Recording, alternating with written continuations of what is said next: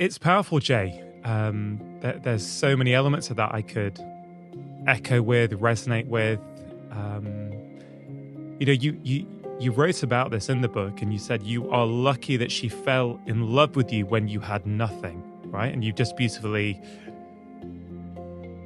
explained and elaborated on that. But let's flip it.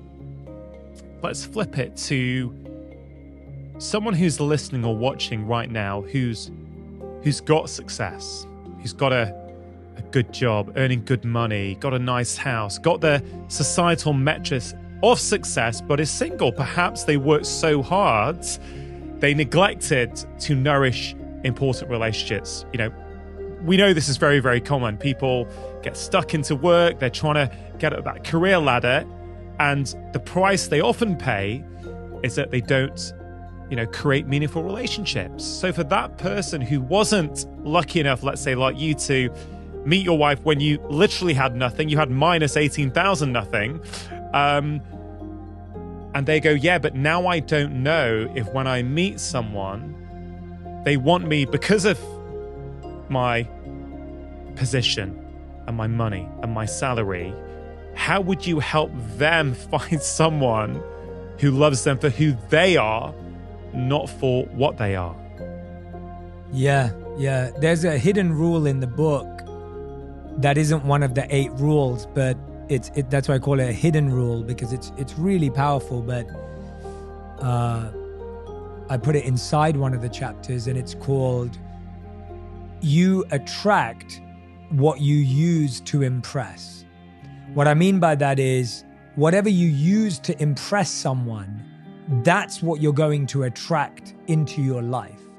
So if you're someone that flaunts your wealth, it's likely that you'll attract someone who comes to you for your wealth. I had a client who was saying to me, Jay, every woman I date is just into me for my money and what I have. And I said, well, can you take a look in the mirror? And they were like drenched in designer clothing, had the biggest designer bag. And I was like, well, what do you expect? You're showing that part of yourself. Now, I'm not saying you're not allowed to love fashion, or you're not allowed. I love fashion. I love brands. You're allowed to like nice things.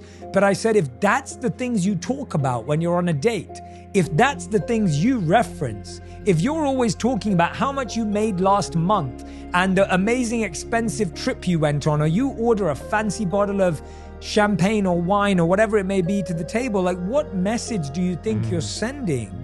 Now, you may say, Jay, I'm just trying to show I'm confident, or I'm trying to show I'm able, but you have to get really clear on how you show confidence and how you show ability.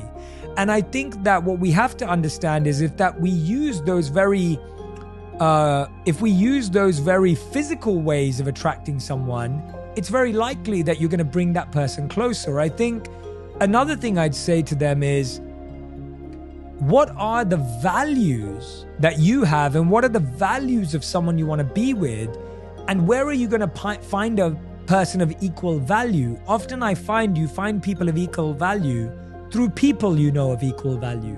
You know someone who knows you deeply, who loves you. My sister was our wing person for me and my wife, because my sister was really good friends with my wife, and my sister's one of my best friends. My sister is a person of value. She's the one who was the wing person between me and my wife, so I trust her. What's a project of value? Maybe there's a project at work. Maybe there's a project in your community. Maybe there's a project you can take on that's of similar value. And thirdly, what's a place of similar value? Is it a charity? Is it a passion that you have? Is it a sport you love? You're going to meet people in places of similar value, projects of similar value, and with people of similar value. And I think often the problem is we value ourselves based on our achievements, and so we flaunt them, attracting the wrong people, only to regret it. And so it's better to present yourself as you are and present yourself with who you are in order to attract someone to it.